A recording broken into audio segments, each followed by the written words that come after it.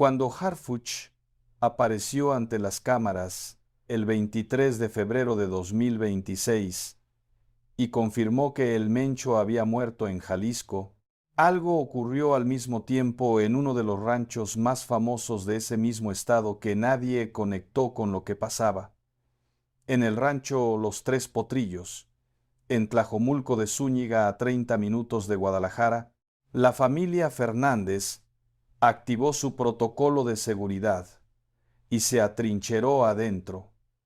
Así lo confirmaron fuentes cercanas a la familia, al programa de Primera Mano y a Imagen Televisión, que el protocolo de seguridad de los Fernández establece que cualquier miembro de la familia que se encuentre en Jalisco debe acudir al rancho Los Tres Potrillos inmediatamente cuando hay riesgo, y eso fue lo que pasó esa noche. Mientras Harfuch describía la operación más grande de su gestión, mientras el CJNG respondía con bloqueos y fuego en 7 estados incluyendo Jalisco, la familia del hombre más grande de la música ranchera mexicana estaba encerrada en el mismo rancho donde él vivió, donde él lloró, donde él guardó cosas que nadie sabía que estaban ahí. Y cuando los elementos de seguridad que custodiaron ese rancho esa noche entraron a sus instalaciones, lo que encontraron dentro de esas paredes era algo que el mundo visitaba todos los días, sin entender completamente lo que pisaba. Eso es lo que este video va a contar. Suscríbete ahora a Verdades Enterradas MX si quieres las historias que nadie se atreve a contar completas. Activa la campanita y quédate hasta el final porque lo que vamos a revelar sobre el interior del rancho Los Tres Potrillos cambia completamente la imagen que tienes de Vicente Fernández. Comenzamos. Para entender por qué ese rancho en Jalisco existe en el mapa de la seguridad de México, tienes que saber primero qué es ese lugar y qué pasó dentro de él a lo largo de los años. Los Tres Potrillos no es simplemente la casa de un cantante famoso, es la prueba más concreta de un sueño cumplido que tiene. Adentro, escondido en sus cuartos y en su tierra, una historia que la mayoría de la gente que llega a visitarlo nunca imaginó que existía. Vicente Fernández nació en 1940 en Huentitán el Alto, Guadalajara. Barrio popular, familia sin dinero, la infancia del que mira lo que otros tienen y se promete que algún día lo tendrá. La historia de millones de mexicanos que se hicieron a sí mismos con el trabajo y el talento y la terquedad de no rendirse aunque el camino sea largo y los golpes sean muchos y los momentos en que uno duda de si vale la pena seguir sean más frecuentes de lo que uno admitiría en voz alta. Empezó cantando en restaurantes por propinas. Cantó en bares donde la gente seguía hablando mientras él cantaba porque nadie sabía todavía quién era.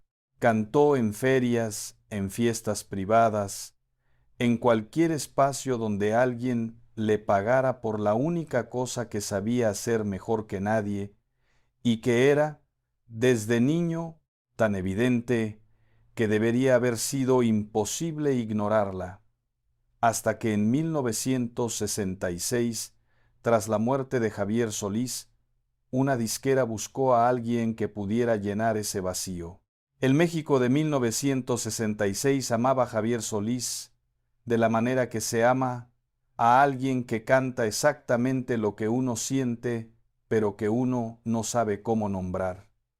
Y cuando Javier Solís murió de manera inesperada a los 34 años, dejó un hueco en el paisaje sonoro del país que nadie sabía cómo llenar. Y encontraron a Vicente Fernández. Lo que siguió Fue una de las carreras más largas y más poderosas de la música popular en español del siglo XX. Décadas de éxitos. De estadios llenos en México, en Estados Unidos, en toda América Latina. De canciones que se convirtieron en el idioma emocional de generaciones enteras que las usaban para decir lo que ningún otro espacio podían decir, pero lo que nunca se apagó, lo que Vicente Fernández conservó durante toda esa carrera mientras los estadios se llenaban y los discos se multiplicaban y los premios llegaban uno tras otro, fue el recuerdo del niño de Huentitán el Alto que miraba los ranchos de los otros y que se prometía que algún día tendría el suyo. No cualquier rancho, el rancho, el que llevaría los nombres de sus hijos, el que tendría caballos de las razas más finas, el que tendría capacidad para recibir a miles de personas en su propio coliseo, el que sería tan suyo y tan de su gente que la entrada sería gratuita para cualquiera que quisiera venir a conocerlo, porque Vicente nunca olvidó lo que era no tener dinero para entrar a los lugares que quería conocer. En 1980 comenzó a construirlo, Tlajomulco de Zúñiga, Jalisco, kilómetro 20 de la carretera Guadalajara-Chapala, el lugar que Vicente Fernández convirtió en 500 hectáreas de todo lo que el niño pobre que fue siempre quiso tener, 400 caballos, muchos de ellos sementales registrados en la American Quarter Horse Association, caballos de las razas más finas del mundo, criados con el cuidado del que ama ese animal desde que tiene memoria y que no escatima en nada cuando se trata de darles lo mejor. Un criadero de caballos miniatura de no más de 86 centímetros, porque Vicente amaba los caballos en todas sus formas y tamaños posibles, desde los más majestuosos hasta los que caben en la palma de la mano, y ninguna economía era argumento suficiente para no tenerlos todos. Una alberca en forma de guitarra que costó más que la casa principal, porque cuando el arquitecto le advirtió del precio con la seriedad del profesional que tiene que decir lo que tiene que decir, Vicente respondió que no importaba, que si era en forma de guitarra, que así fuera, que la guitarra era el instrumento que le había dado todo y que merecía ese homenaje, aunque fuera un homenaje que nadie más que él iba a entender completamente, y el nombre, Los Tres Potrillos, por sus tres hijos varones, Vicente Jr., Gerardo y Alejandro. El rancho, como declaración de amor hecha tierra y ladrillo y agua y hierba y caballos, pero hay algo que pocas personas saben sobre ese rancho, algo que la mayoría de los visitantes que llegan todos los días a tomarse fotos en la alberca y a comer en el restaurante y a ver los caballos y a recorrer los senderos que Vicente Fernández caminó, algo que esa mayoría de visitantes no sabe y que define completamente lo que ese lugar realmente es. Y es que el interior de la casa principal de Vicente Fernández, la residencia donde vivió con Cuquita durante más de 4 décadas, tiene una regla que el propio rancho establece para todos sus visitantes. Nadie puede fotografiar el interior de esa casa, no la entrada, no los pasillos, no las habitaciones, no nada. El interior de la casa donde vivió Vicente Fernández no puede ser fotografiado. ¿Por qué? ¿Qué hay adentro que la familia no quiere que el mundo vea? Esa pregunta tiene respuesta. Y la respuesta, cuando la conoces, cambia completamente la manera de ver a Vicente Fernández. Presta atención, porque esto apenas está empezando. Lo primero que llama la atención cuando uno entra al interior prohibido de la casa principal de los Tres Potrillos son las paredes.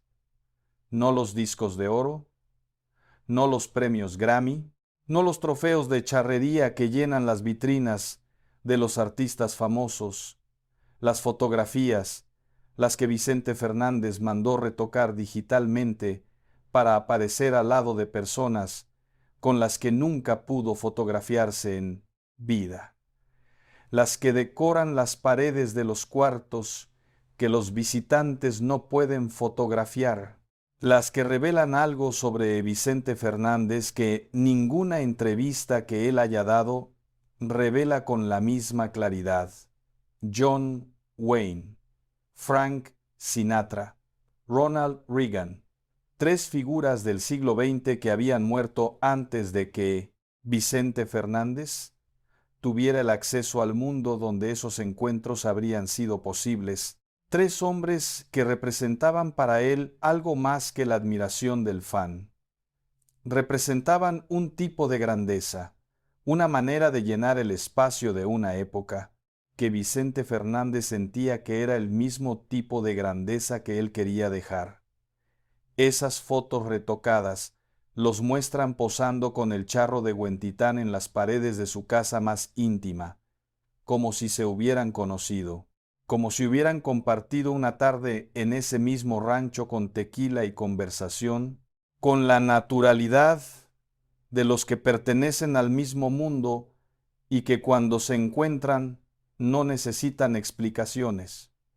Y sus hijos y sus nietos también aparecen en esas fotos retocadas, posando junto a Javier Solís, posando junto a Pedro Infante, dos figuras de la música mexicana que murieron décadas antes de que esos nietos nacieran. El hijo de Vicente con Javier Solís, que murió el año en que Vicente tuvo su gran oportunidad. Los nietos con Pedro Infante, que murió en 1957 cuando Vicente tenía 17 años. Generaciones que nunca se cruzaron en la vida real, reunidas en papel fotográfico por la decisión de un hombre que necesitaba que esa conexión existiera aunque hubiera que inventarla. ¿Por qué haría eso Vicente Fernández? Piénsalo. El cantante más grande de la música ranchera de su generación, el hombre que sí podía conocer en vida a cualquier persona importante que quisiera conocer. El que fue fotografiado con presidentes y con estrellas de Hollywood y con los artistas más grandes del mundo del entretenimiento en español. ¿Por qué ese hombre elegiría mandarse retocar fotos con los que ya no estaban en lugar de simplemente colgar las fotos reales con los vivos que sí conoció? Porque esas fotos con los vivos no decían lo mismo. Las fotos retocadas con los muertos que amaba eran la declaración más honesta de algo que Vicente Fernández cargó durante toda su carrera. La sensación de que su historia no empezaba con él, que lo que hacía tenía más que ver con Pedro Infante y Javier Solís y Jorge Negrete que con cualquier artista contemporáneo suyo, que él era el eslabón de una cadena que venía de antes y que necesitaba que esa continuidad fuera visible aunque el tiempo la hiciera imposible en la vida real.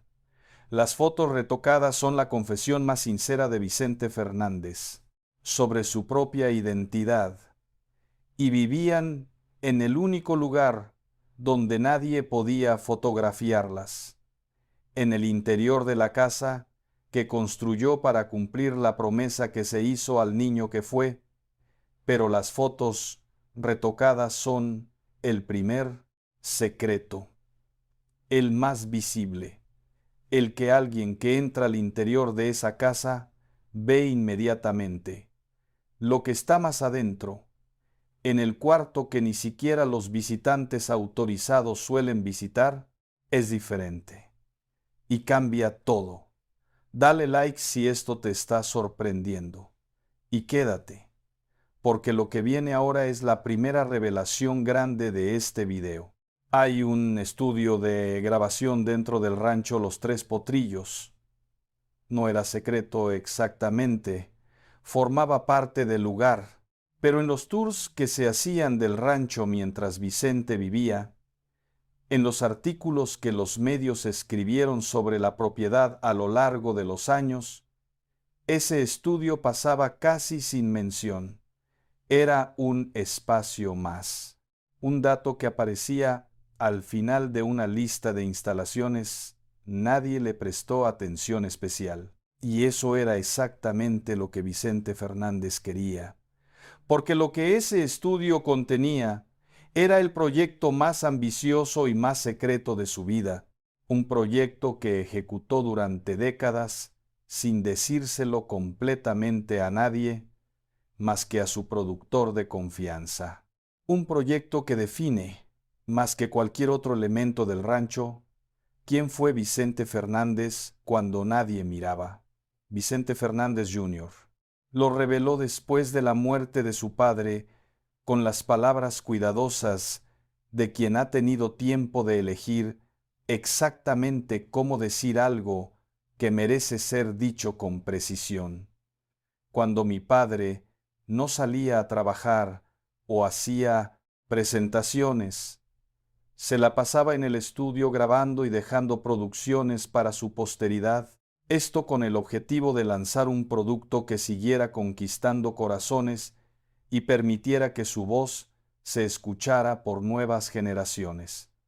Suena hermoso, y lo es, pero lo que esas palabras describen, cuando uno se detiene a pensar en la imagen que producen, es algo diferente y más extraño y más profundo que un artista simplemente siendo productivo en su tiempo libre.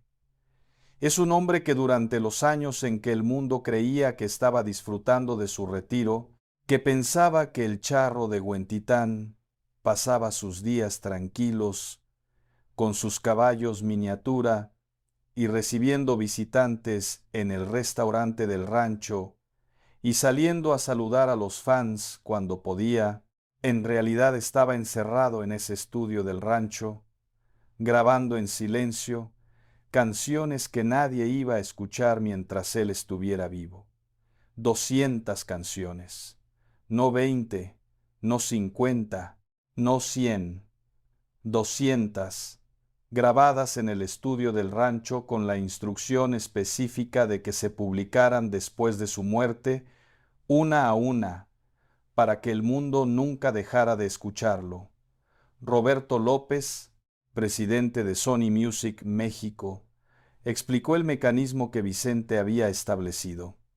Cada vez que grababa un disco oficial, dejaba listas varias canciones más que no eran para ese disco, eran para después, con la solicitud específica de que formaran parte de su legado póstumo. Eso no empezó cuando se enfermó en 2021. Eso no empezó cuando la vejez lo hizo pensar en la muerte más que antes. Llevaba décadas ocurriendo, disco tras disco, presentación tras presentación, gira tras gira. Vicente Fernández regresaba al rancho de Tlajomulco y entraba al estudio y grababa las que el mundo escucharía cuando él ya no estuviera. Las canciones para después. El archivo secreto del rancho que nadie puede fotografiar. Cuquita, su viuda, lo dijo en la conferencia de prensa que la familia realizó en el propio rancho en agosto de 2023, cuando lanzaron el primer disco del archivo. Mirando a los periodistas con la serenidad de quien sabe que lo que está diciendo importa, lo dijo así: son las piezas que el cantante grabó expresamente para que se difundieran tras su muerte. Expresamente para que se difundieran tras su muerte. Eso no es un archivo que se acumuló porque un artista productivo graba mucho. Eso es un plan. Un plan ejecutado durante décadas con la disciplina y la visión de alguien que tiene completamente claro lo que quiere dejar en el mundo cuando ya no esté, y que trabaja hacia ese objetivo con la misma seriedad con que trabajó toda su vida para llegar a donde llegó.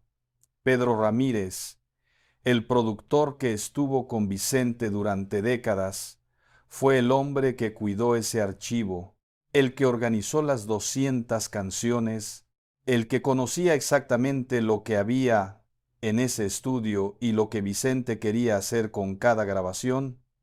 Pedro Ramírez murió antes que Vicente.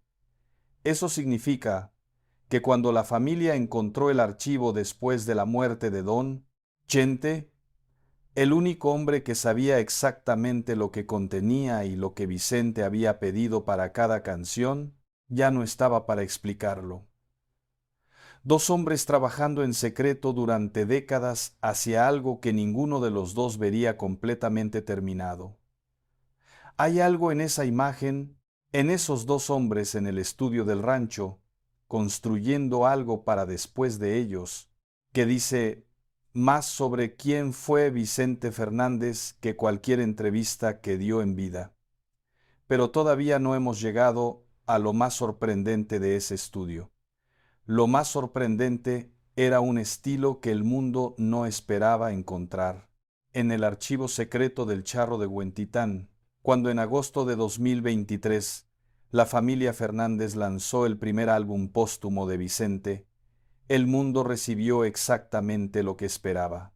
El Charro de Huentitán interpretando canciones clásicas de los grandes compositores mexicanos.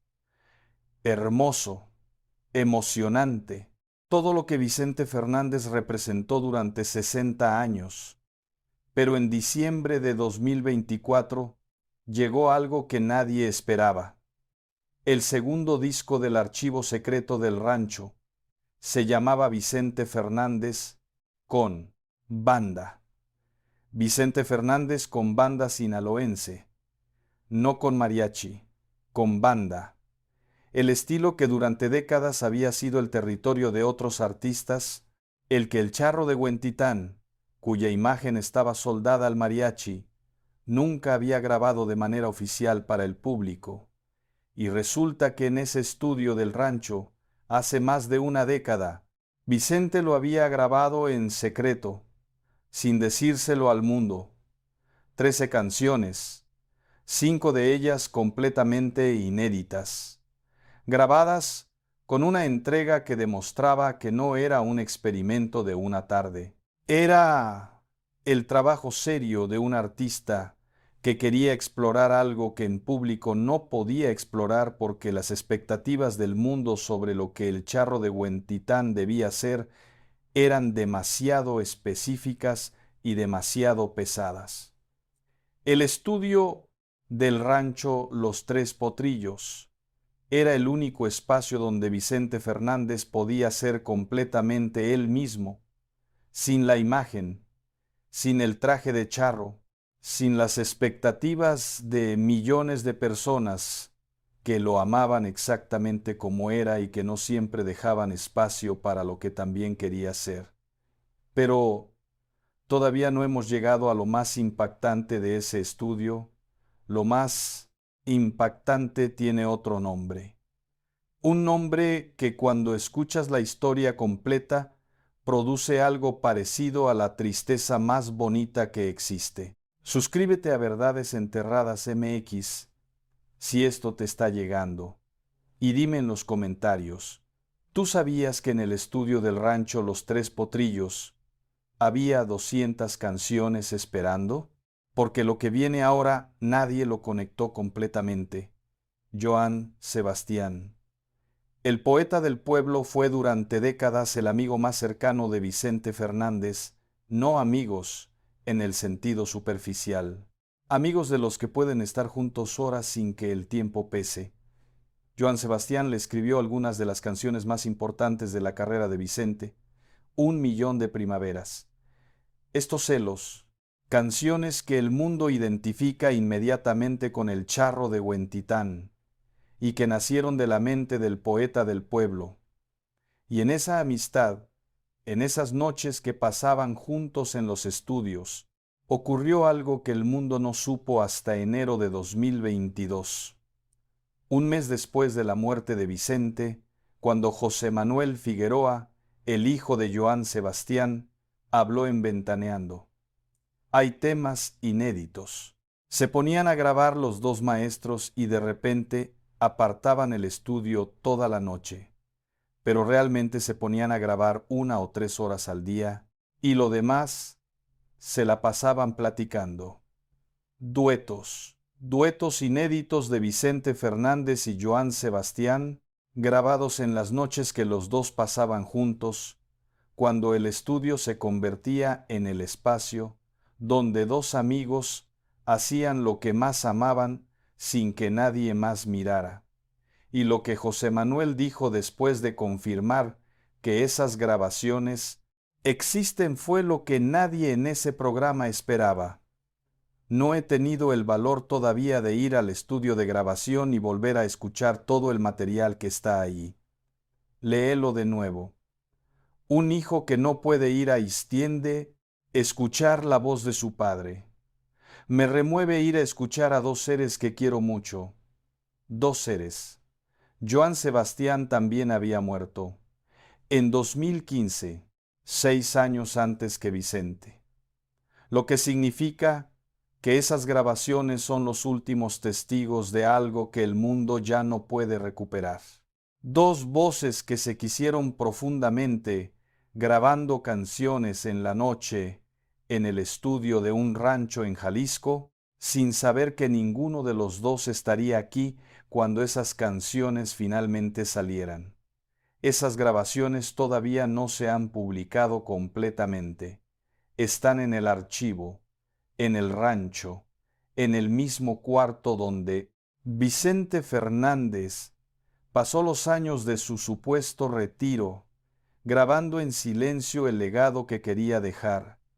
Y cuando los elementos de seguridad que protegieron ese rancho el 22 de febrero de 2026, la noche que Jalisco ardía por la muerte de El Mencho, entraron a esas instalaciones, ese archivo seguía ahí, esperando, pero el estudio y las canciones no son el único secreto que ese rancho guarda. Antes de llegar a la parte más oscura de esta historia, hay algo que merece un espacio propio. La vida cotidiana del rancho, lo que Vicente Fernández hacía en ese lugar cuando no estaba en el estudio y no estaba en las caballerizas y no estaba en los cuartos con las fotos retocadas. Porque Los Tres Potrillos no era solo un espacio de secretos. Era también exactamente lo que Vicente decía que era, la casa de todos. Los días ordinarios en el rancho tenían un ritmo que los visitantes que llegaban describían con la consistencia de los que habían visto la misma escena en diferentes momentos y que siempre encontraban la misma cosa. Vicente Fernández salía a saludar, no siempre, no todos los días, pero con una frecuencia que sorprendía a los visitantes, que esperaban que el cantante más grande de la música ranchera estuviera detrás de una barrera de seguridad o de un equipo de relaciones públicas que administrara el acceso. Salía a la explanada, se tomaba fotos, conversaba, a veces cantaba unos minutos, el palomazo que sus seguidores describían como uno de los momentos más memorables que podían tener en ese rancho. A veces se sentaba con un visitante en particular y le dedicaba 10 minutos de conversación con la naturalidad del que genuinamente disfruta hablar con la gente. Eso era real, no era imagen de marca.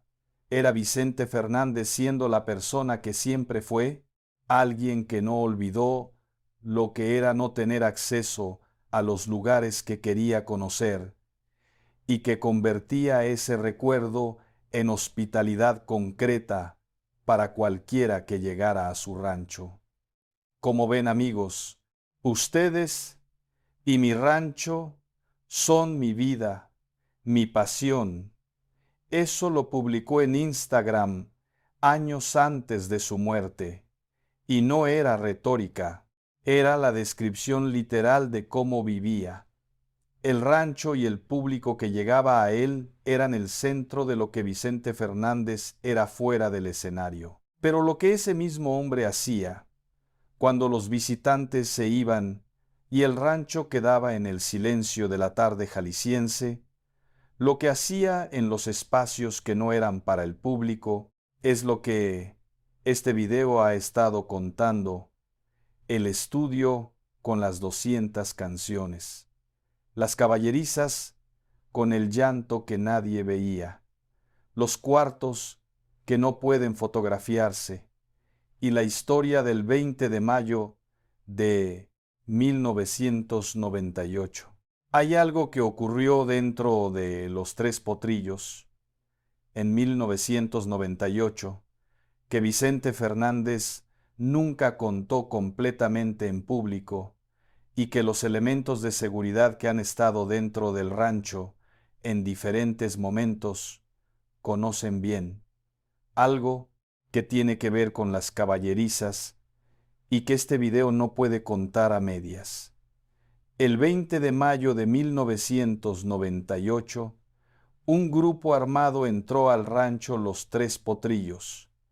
No llegaron por los caballos, no llegaron por el dinero que había en la casa, no llegaron por el artista, llegaron por Vicente Fernández Jr., el primogénito, el mayor de los potrillos, el hijo que lleva el nombre del padre, con el peso completo de lo que ese nombre significa en la música mexicana y en la familia que lo construyó. Tenía 34 años. Y lo sacaron del rancho a la fuerza en un golpe ejecutado, con la precisión de quien conoce la propiedad, los movimientos de la familia, los horarios de la seguridad, en manos de la organización criminal que el periodismo conocería años después como los mochadedos, llamados así por el modus operandi que los identificaba y que ese mismo año aplicarían al hijo del charro de Huentitán. Lo que siguió fueron 121 días, 121 días de cautiverio, 121 días de un padre que no sabía si su hijo iba a volver. Vicente Fernández padre recibió la noticia cuando estaba a punto de subir a un escenario en Morelia, Michoacán. En el momento exacto donde el artista está en ese estado específico de preparación que precede a salir ante el público, en ese punto donde el cuerpo ya está listo y la mente está enfocada en lo que va a hacer durante los próximos 90 minutos, llegó la llamada y tomó una decisión. Subió al escenario, cantó, no por frialdad, no por indiferencia, por la única estrategia que tenía algún sentido en ese momento. Cualquier señal pública de lo que estaba ocurriendo podía costarle la vida a su hijo. Cualquier cancelación repentina que los medios notaran y que empezaran a investigar, cualquier cambio en el patrón de comportamiento de Vicente Fernández que alertara a alguien de que algo estaba ocurriendo, podía destruir las negociaciones antes de que comenzaran. Y también porque Vicente Fernández era el tipo de hombre que procesa el dolor de la única manera que sabe procesarlo desde que tenía 16 años, cantando en bares por propinas, frente a un micrófono, con la música, mientras adentro el mundo se derrumba y el exterior tiene que seguir siendo lo que el público espera que sea. No cabe duda de que también de dolor se canta cuando llorar no se puede. Esa frase es de una canción suya. La escribió antes de mayo de 1998, pero después de mayo de 1998, esa frase dejó de ser poesía y se convirtió en el informe literal más exacto de lo que Vicente Fernández vivió durante esos 121 días. Cantó de dolor, porque llorar no podía, o al menos no en público. Los trabajadores del rancho que hablaron con Univisión bajo anonimato describieron con la precisión dolorosa del testigo directo lo que ocurría entre presentación y presentación, que entre ciudad y ciudad, entre escenario y escenario, el hombre más famoso de la música ranchera mexicana regresaba al rancho de Tlajomulco y desaparecía. No se quedaba en la casa principal donde estaban el resto de la familia y los empleados de la casa. No estaba en el restaurante ni conversaba con los trabajadores. Se iba a las caballerizas, a los caballos, al único espacio donde los animales no preguntan nada y no esperan nada y simplemente están ahí con su presencia cálida y su silencio, sin exigirle al hombre que está con ellos que sea el charro de Huentitán, ni que sea el Padre Invencible, ni que sea nada más que una persona que necesita estar en algún lugar sin que nadie lo mire. Y ahí, en las caballerizas del rancho que construyó como la prueba más concreta de su sueño cumplido, Vicente Fernández lloraba de desesperación. Esas son las palabras que los trabajadores usaron, de desesperación, no de tristeza, de desesperación. La emoción específica de quien quiere hacer algo y no puede hacer nada, de quien tiene todo el poder que el dinero y la fama pueden dar, y ese poder no vale absolutamente nada frente a una banda armada que tiene a su hijo en algún lugar que no sabe dónde. Y a los 2 meses del secuestro llegó una caja con el dedo anular de la mano izquierda de Vicente Jr. Los mochadedos habían cumplido lo que su nombre prometía. Los trabajadores del rancho salieron a buscar el primer dedo que los secuestradores dijeron que habían lanzado al monte. Buscaron durante horas, arrodillados en la tierra del rancho Los Tres Potrillos, en el campo que aparecía en las fotos hermosas que los medios publicaban sobre la propiedad del charro de Huentitán, buscando una parte del cuerpo del hijo mayor de ese mismo hombre, sin encontrarlo. El primer dedo de Vicente Jr. sigue en algún lugar de ese rancho hasta hoy. Días después, llegó el meñique, en una caja directamente al padre, Vicente Fernández, el hombre cuya voz hacía llorar a millones de personas cantando sobre el amor y el dolor y la fidelidad y la pérdida, tuvo que abrir esa caja. Y luego volvió al escenario y cantó. Alejandro Fernández, su hijo, describió años después la magnitud de lo que ese período significó para toda la familia. Lo que significa ver a tu padre haciendo lo que hacía mientras por adentro vivía lo que vivía. El rescate que Vicente Fernández pagó para liberar a su hijo fue de entre 3 y 4 millones de dólares. La cifra exacta nunca fue confirmada oficialmente, pero las fuentes que los medios consultaron en diferentes momentos convergen alrededor de ese número. Vicente Jr. regresó al rancho el 11 de septiembre de 1998, débil, sin 2 dedos en la mano izquierda, con el peso físico y psicológico de 121 días de cautiverio que su esposa Mariana González describió años después en la Casa de los Famosos, con la honestidad de quien sabe que ya no hay razón para callarlo. Y Vicente Fernández, padre, que durante esos 121 días había cantado con el alma rota, porque no tenía otro instrumento para no derrumbarse, regresó a las caballerizas del rancho cuando su hijo volvió, esta vez no para llorar de desesperación, para estar en el único espacio donde siempre había podido procesar lo que no cabía en ningún otro lugar. Eso pasó en ese rancho, en esas caballerizas que los visitantes ven cuando llegan a fotografiarse con los caballos. Miniatura de 86 centímetros, en esa misma tierra donde el primer dedo de un hijo desapareció y nunca se encontró. Eso es lo que el rancho Los Tres Potrillos guarda en su tierra. Y todavía no hemos llegado a todo. Dale like ahora si este video te está sorprendiendo y escríbelo en los comentarios. ¿Tú sabías que el secuestro de Vicente Jr. ocurrió dentro del propio rancho?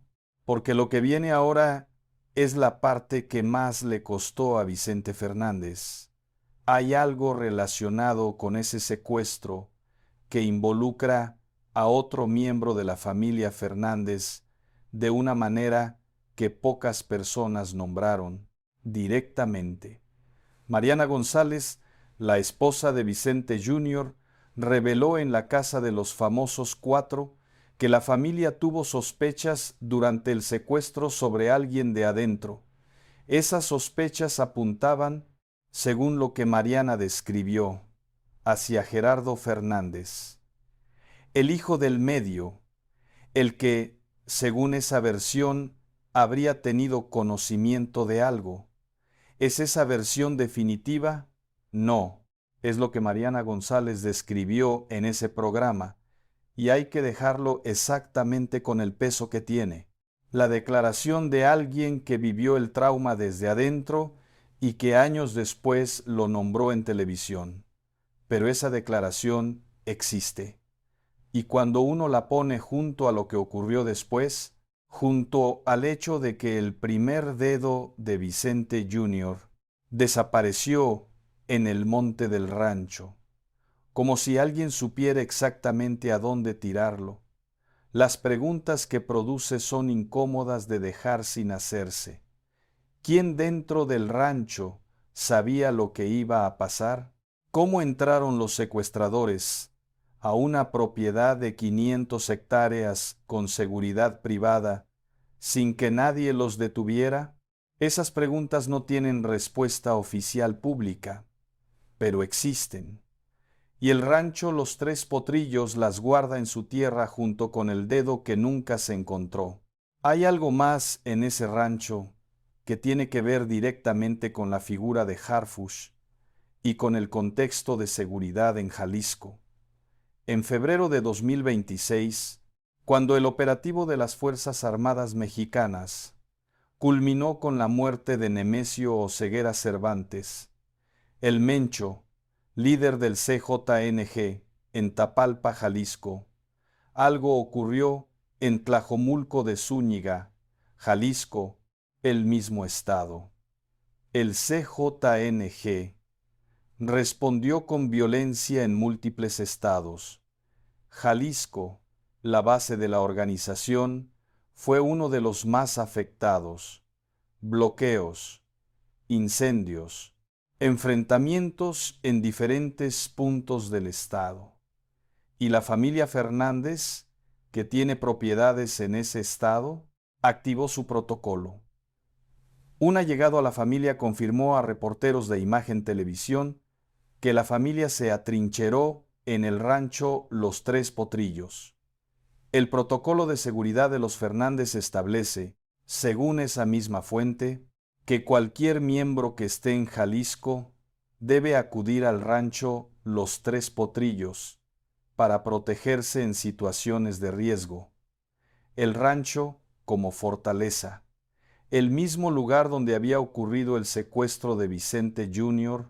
en 1998, el mismo lugar donde el archivo de las 200 canciones esperaba, el mismo lugar con las caballerizas y el estudio secreto y las fotos retocadas, convertido en punto de refugio cuando Jalisco ardía por las consecuencias del operativo de Harfuch. Y mientras la familia se atrincheraba adentro, los elementos de seguridad que custodiaban el rancho esa noche estaban dentro de esas instalaciones. Eso es lo que este video llama catear. no en el sentido de un operativo policial formal, en el sentido de que hay personas con autoridad y entrenamiento y conocimiento del estado de la seguridad en Jalisco dentro de ese rancho, y lo que está dentro de ese rancho es todo lo que este video ha estado contando desde el principio, el estudio con las 200 canciones, las fotos retocadas con los muertos que Vicente necesitaba sentir que había conocido, las caballerizas donde lloraba solo durante el secuestro de su hijo, la tierra donde desapareció, el primer dedo de Vicente Jr. y algo más, algo que involucra a otro hombre y que produce la pregunta más incómoda de toda esta historia. Pablo Rodrigo. Un hombre que hasta que Mariana González lo mencionó públicamente en la casa de los famosos, había vivido en la oscuridad que las familias reservan para lo que no puede nombrarse sin consecuencias. Pablo Rodrigo. Era un hombre que decía ser hijo biológico de Vicente Fernández, que afirmaba haber nacido de una relación extramatrimonial del Charro de Huentitán, que durante años mantuvo esa reclamación con la persistencia del que cree tener algo que respalda lo que dice, o del que sabe que la familia tiene razones para no ignorarlo completamente, y la familia Fernández le pagó, según reportes periodísticos que circularon después de que Mariana González lo mencionara públicamente. Los pagos a Pablo Rodrigo alcanzaron aproximadamente 4 millones de dólares a lo largo de los años. 4 millones de dólares. El mismo monto que se habla como rescate de Vicente Jr. en 1998. La misma cifra, misma orden de magnitud. Dos gastos que la familia Fernández absorbió en diferentes momentos y por razones completamente diferentes. Uno para recuperar al hijo secuestrado, otro para mantener el silencio de alguien cuya reclamación de paternidad no debía volverse pública, porque eso es lo que un pago de 4 millones de dólares a alguien cuya reclamación no está verificada usualmente significa. No necesariamente que la reclamación sea verdadera, sino que revelarla públicamente costaría más que pagarla. Y luego llegaron las pruebas de ADN. El resultado fue definitivo. 0% de probabilidad de paternidad biológica. Pablo Rodrigo no era hijo de Vicente Fernández. Las pruebas lo establecieron sin margen de duda. Carlos Loret de Mola fue uno de los periodistas que cubrió este caso. 0%, lo que significa que la familia Fernández pagó 4 millones de dólares a alguien que no era quien decía ser. ¿Por qué? ¿Por qué pagarle a alguien cuya reclamación, como las pruebas establecerían después, era falsa? ¿Qué tenía Pablo Rodrigo que justificaba esa cifra durante esos años? Tenía pruebas de algo diferente a la paternidad que afirmaba. Había algo más en esa historia que el 0% del ADN cerró pero que no explicó. Esas preguntas no tienen respuesta oficial pública. Lo que sí existe es la declaración de Mariana González en el programa, el número de 4 millones que circuló en los medios, el resultado del ADN que fue definitivo, y el hecho de que todo eso, el pago, la reclamación, el ADN, ocurrió mientras Vicente Fernández vivía en ese rancho, mientras salía a saludar a los visitantes, mientras grababa en el estudio, mientras los cuartos que no pueden fotografiarse guardaban las fotos retocadas. Ese rancho lo vio todo, lo guarda todo, en los cuartos que no pueden fotografiarse, en los archivos que la familia mantiene en privado, en la tierra donde Vicente eligió quedarse para siempre. Presta atención a esto porque es el punto donde todo se conecta definitivamente. El rancho Los Tres Potrillos, que para el mundo es el símbolo más hermoso del charro de Huentitán, que para los visitantes es el lugar donde se come en el restaurante y se fotografían la alberca en forma de guitarra y ven los caballos miniatura y caminan por los senderos que Vicente Fernández caminó. Ese lugar guarda capas de historia que ningún tour puede mostrar. La capa visible, el rancho abierto, gratuito, hermoso, el legado del artista más grande de la música ranchera. Los discos de oro en las paredes, los caballos en las caballerizas, el restaurante de gastronomía jalisciense, la arena BFG con capacidad para 11,000 personas, el mausoleo con la escultura hiperrealista de Don Chente, sentado en una banca, la capa que pocos conocen, el estudio con las 200 canciones que Vicente grabó en secreto durante décadas, las fotos retocadas que nadie puede fotografiar, los duetos secretos con Joan Sebastián que el propio hijo no puede ir a escuchar todavía sin que le remueva demasiado, el álbum de banda sinaloense que nadie sabía que existía, la capa más oscura, el secuestro del 20 de mayo de 1998 dentro de ese mismo rancho. Los 121 días que Vicente lloraba de desesperación en las caballerizas, entre presentación y presentación, el primer dedo de su hijo que sigue en la tierra de ese rancho sin haberse encontrado, las sospechas sobre alguien adentro que Mariana González nombró años después. Pablo Rodrigo y los 4 millones pagados a alguien que el ADN confirmó que no era quien decía ser. Y la capa más reciente, la del 22 de febrero de 2026, cuando Jalisco ardía por la muerte de El Mencho y la familia se atrincheró en ese rancho activando el protocolo de seguridad, mientras las fuerzas del Estado que Harfuch encabeza custodiaban sus instalaciones, 4 capas. El mismo rancho, el mismo kilómetro 20 de la carretera Guadalajara-Chapala, la misma tierra donde Vicente Fernández está enterrado. El mismo lugar que mañana va a recibir visitantes gratis que van a tomarse fotos en la alberca con forma de guitarra y van a ver los caballos miniatura y van a pararse frente al mausoleo sin saber todo lo que están pisando. Eso es Los Tres Potrillos. Y ahora que sabes las 4 capas, el rancho nunca va a verse igual.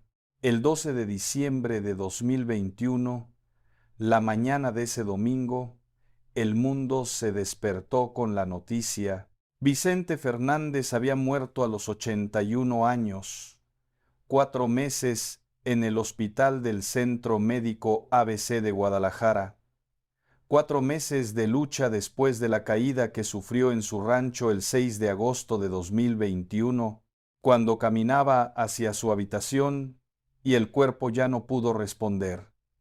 El hombre que había llenado estadios y que había subido al escenario con el alma rota durante el secuestro de su hijo y que había grabado 200 canciones en secreto y que había llorado de desesperación en las caballerizas de su propio rancho, cayó caminando hacia su habitación en el mismo rancho. El lugar del principio y del final, ese mismo 12 de diciembre, el cuerpo salió de la funeraria Galloso a las 13:44 horas y emprendió el camino de regreso al rancho de Tlajomulco. Entre aplausos y canciones de sus seguidores que esperaban en las calles por donde pasó el convoy, la gente de Jalisco despidiendo al charro de Huentitán de la manera que solo Jalisco puede hacerlo, con la música que él les había dado durante décadas, sonando en las bocinas de los que se habían apostado en las calles para verlo pasar por última vez. Y algo ocurrió esa tarde en el rancho que no ocurre con casi ningún artista en el mundo. 200 elementos de seguridad pública, protección civil y bomberos del municipio de Tlajomulco y del estado de Jalisco implementaron un operativo en el rancho Los Tres Potrillos y sus inmediaciones.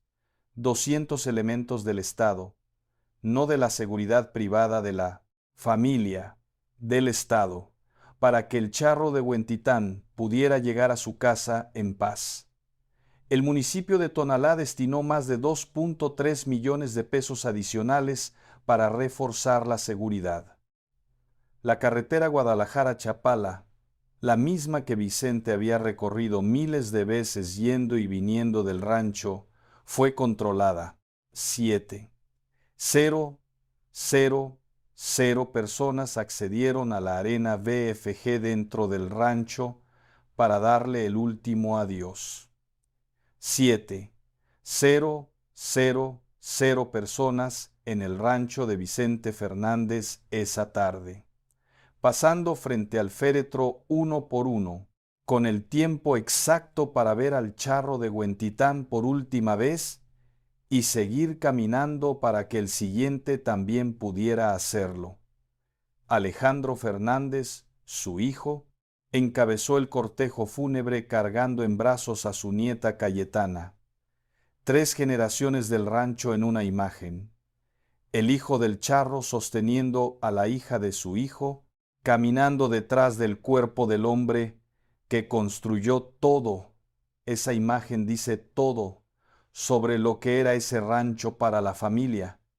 No solo el hogar de Vicente, el hogar de lo que Vicente construyó para después de él. Al día siguiente, el entierro fue privado.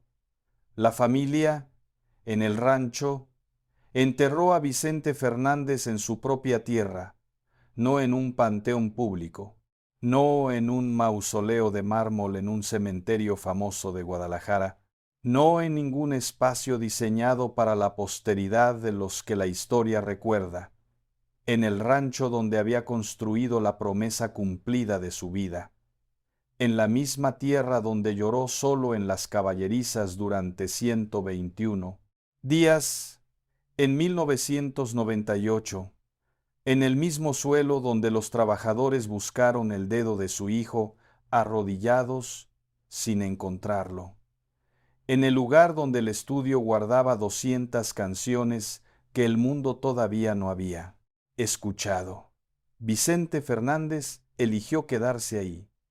Y hoy, cuando uno visita el rancho Los Tres Potrillos y ve la escultura hiperrealista de Don Chente, sentado en una banca al lado del mausoleo donde descansan sus restos, lo que está viendo es exactamente lo que él quiso, que ese rancho fuera la casa de todos, que el que quiera venir a visitarlo pueda hacerlo, que la tierra que prometió que sería suya cuando era un niño, que miraba los ranchos de los otros desde afuera, sea ahora el lugar donde cualquier persona puede ir a saludarlo.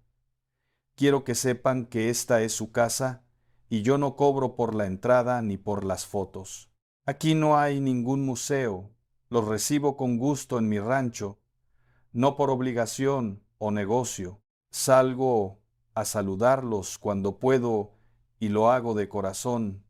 Esas palabras que escribió meses antes de su muerte siguen siendo la filosofía del rancho, la casa de todos, pero la casa de todos guarda en los cuartos que no pueden fotografiarse, y en la tierra que no puede excavarse, y en el estudio que el público nunca entra, cosas que la visita normal nunca mostrará.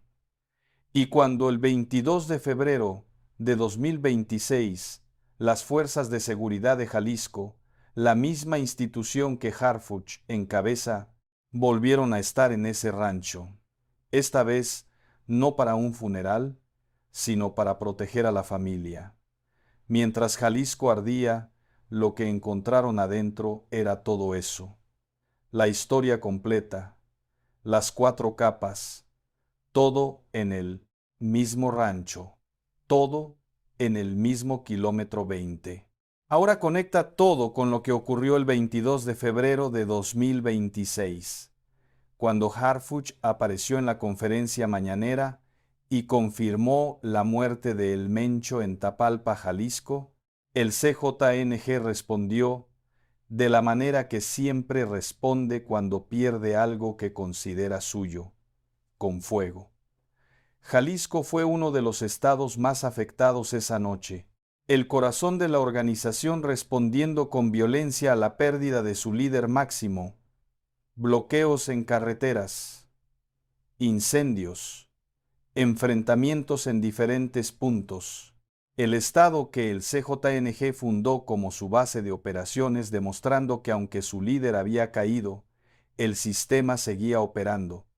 Y en Tlajomulco de Zúñiga, en el kilómetro 20 de la carretera Guadalajara-Chapala, el rancho Los Tres Potrillos se convirtió en fortaleza. La familia Fernández activó su protocolo de seguridad. El allegado que habló con Imagen Televisión fue claro. El protocolo establece que cualquier miembro de la familia en Jalisco debe ir al rancho cuando hay riesgo. Y eso es lo que pasó esa noche de febrero. La familia adentro. El protocolo de seguridad activado. Los elementos de seguridad en los senderos por donde los turistas caminan de día para fotografiarse con los caballos y tomarse selfies en la alberca con forma de guitarra. Esa noche nadie llegaba a fotografiarse con nada. Esa noche el rancho era otra cosa. Era el punto de refugio de una familia que tiene en Jalisco su historia más profunda. Era la fortaleza en el mapa de la seguridad de un estado que esa noche demostró que aunque el Mencho hubiera caído, el sistema que él construyó seguía respondiendo, y adentro de esas paredes, en los cuartos que no pueden fotografiarse, en el estudio que el público nunca entra, en la tierra que la familia conoce palmo a palmo, el mismo archivo que Vicente Fernández construyó durante décadas seguía ahí, las 200 canciones en el estudio, los duetos con Joan Sebastián que su hijo no puede ir a escuchar porque le remueve demasiado, el álbum con banda sinaloense que nadie sabía que existía, las fotos retocadas con los muertos que amaba en las paredes que nadie puede fotografiar. La historia del secuestro de Vicente Jr., grabada en esa tierra desde el 20 de mayo de 1998.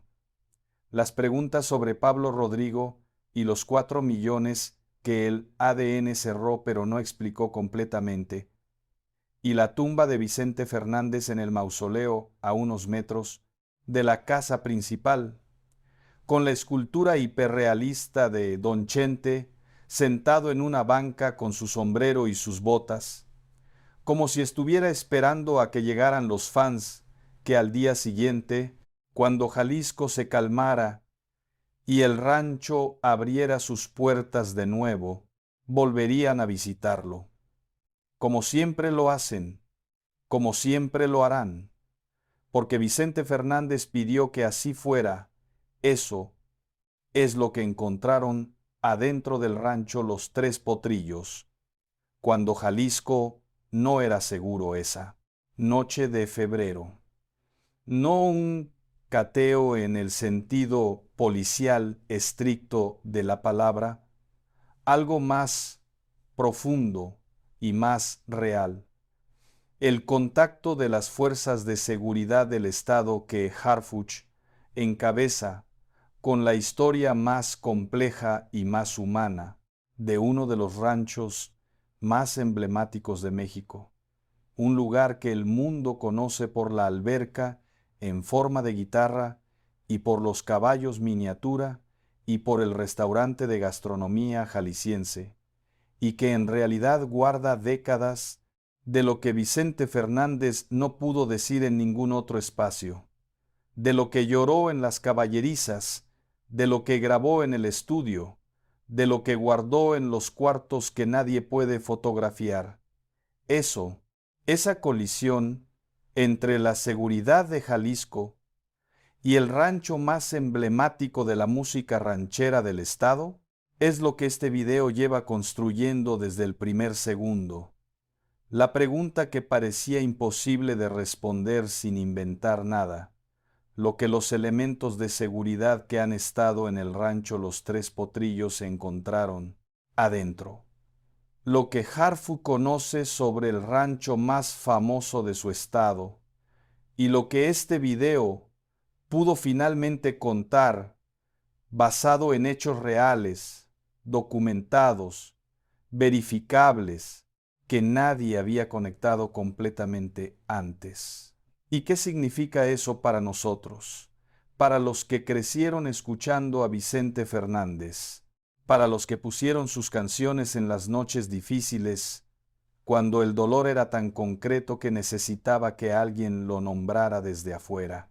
Para los que llegaron al rancho Los Tres Potrillos a tomarse una foto en la alberca con forma de guitarra y sintieron algo que no sabían completamente cómo nombrar, pero que reconocieron como verdad. Significa que el hombre que les dio esa voz era mucho más complejo y mucho más real que el ícono de bronce que el mundo construyó alrededor de él. Era el hombre que lloraba en las caballerizas cuando nadie podía verlo. Era el hombre que grababa 200 canciones en secreto en ese mismo rancho, porque necesitaba un espacio donde ser todo lo que era, sin el peso de las expectativas de millones de personas que lo amaban exactamente como era y que no siempre dejaban espacio para lo que también quería ser. Era el hombre que abrió una caja con el dedo de su hijo y luego subió al escenario y cantó con la voz que el público esperaba, porque esa voz era el único idioma que tenía para seguir. Era el hombre que mandó retocar fotos con los muertos que amaba, porque la realidad del tiempo no era argumento suficiente para no pertenecer al linaje en que sentía que pertenecía. Era el hombre que construyó un rancho en la tierra de su infancia y luego eligió quedarse en esa tierra para siempre, porque ese rancho era la respuesta a todo, a la infancia sin nada, al dolor que no se nombraba, a las caballerizas donde nadie lo veía, a las 200 canciones que nadie escuchaba todavía, a la promesa que se hizo al niño que fue. Eso es Vicente Fernández, no la estatua, el hombre y ese rancho que hoy recibe visitantes gratis todos los días porque así lo pidió el hombre que está enterrado ahí, sigue siendo exactamente lo que él quiso que fuera, la casa de todos, con sus cuartos que no pueden fotografiarse, con su estudio donde las canciones todavía salen poco a poco, como él instruyó, con su tierra donde está enterrado entre las promesas cumplidas y las heridas que nunca se nombraron completamente en público, pero que vivieron en ese rancho durante décadas, con su historia completa, la visible y la que no puede fotografiarse, la que este video pudo finalmente conectar. Hay algo más. Cuando Alejandro Fernández visitó el rancho en 2025 y compartió imágenes en Instagram, escribió una frase que define mejor que cualquier descripción: lo que ese lugar es para la familia. Siempre de regreso a casa con una parada obligatoria a saludar a la jefa. Siempre de regreso a casa, el rancho como punto de origen. El rancho como lugar al que se vuelve. El rancho que el 22 de febrero de 2026 fue también el lugar donde la familia se refugió cuando Jalisco no era seguro, siempre de regreso. Porque ese rancho es la casa de todos los Fernández. Y también, como dijo Vicente antes de morir, es la casa de todos los que llegan al kilómetro 20 de la carretera Guadalajara-Chapala a sentir algo de lo que ese hombre fue, de todos los que escuchan sus canciones y reconocen en ellas algo que no saben cómo nombrar de otra manera. De todos los que vieron este video y ahora saben que el rancho que visitaban pensando que lo conocían es mucho más de lo que parecía desde afuera.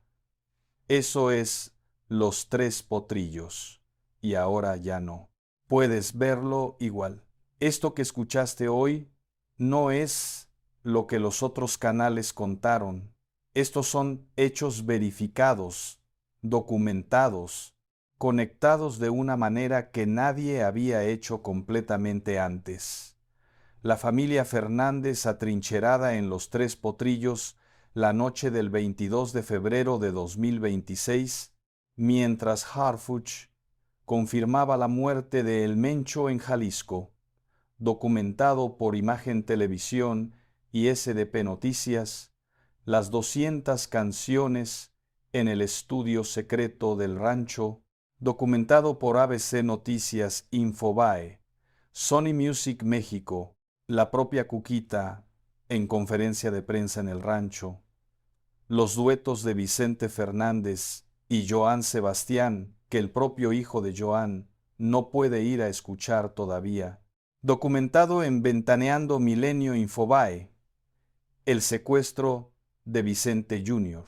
dentro del rancho en 1998, los 121 días, los 2 dedos amputados, el primer dedo que sigue en la tierra de ese rancho sin haber sido encontrado. Documentado por Univisión, Bio Bio Chile. Las fotos retocadas con John Wayne, Sinatra, Reagan, Javier Solís y Pedro Infante en las paredes que no pueden fotografiarse. Documentado por El Tiempo Colombia. El protocolo de seguridad de los Fernández que manda a los miembros de la familia al rancho cuando Jalisco es peligroso. Documentado. Todo eso es el rancho Los Tres Potrillos. Todo eso es Vicente Fernández. Todo eso es lo que encontró el mundo de la seguridad cuando Jalisco ardía por El Mencho y el rancho más famoso del Charro de Huentitán. Se convirtió en fortaleza. Después de todo esto, escríbelo en los comentarios. ¿Qué parte de lo que escuchaste hoy te impactó más? ¿Las 200 canciones que Vicente grababa en secreto mientras el mundo creía que estaba jubilado? ¿Los duetos con Joan Sebastián que el propio hijo de Joan no puede ir a escuchar porque le remueve demasiado? ¿El secuestro de Vicente Jr. dentro del rancho? El primer dedo que sigue en esa tierra, los 121 días de llorar en las caballerizas, las fotos retocadas con los muertos que Vicente necesitaba sentir que había conocido, o la imagen del rancho convertido en fortaleza la noche que Jalisco ardía? Escríbelo. Quiero leer lo que piensas. Y si creciste escuchando al Charro de Huentitán, si sus canciones formaron parte de los momentos más importantes de tu vida, deja un corazón en los comentarios. Este video es para ti. Si este video te llegó de una manera que no esperabas, compártelo con alguien que creció con sus canciones, con alguien que fue al rancho y sintió algo sin saber exactamente todo lo que estaba sintiendo, con alguien que necesite saber que los que parecen invencibles también lloran solos en las caballerizas. Suscríbete a Verdades Enterradas MX ahora. Activa la campanita, porque en el próximo video vamos a encontrar otra historia que vivió oculta décadas detrás de la imagen de una figura que México creyó conocer completamente. Este canal existe para contar lo que nadie conecta. El rancho Los Tres Potrillos tiene 500 hectáreas. Este video cubrió lo que importa. El resto lo puedes visitar gratis. En el kilómetro 20 de la carretera Guadalajara-Chapala, pero ya nunca vas a verlo. Igual. Nos vemos en el próximo video.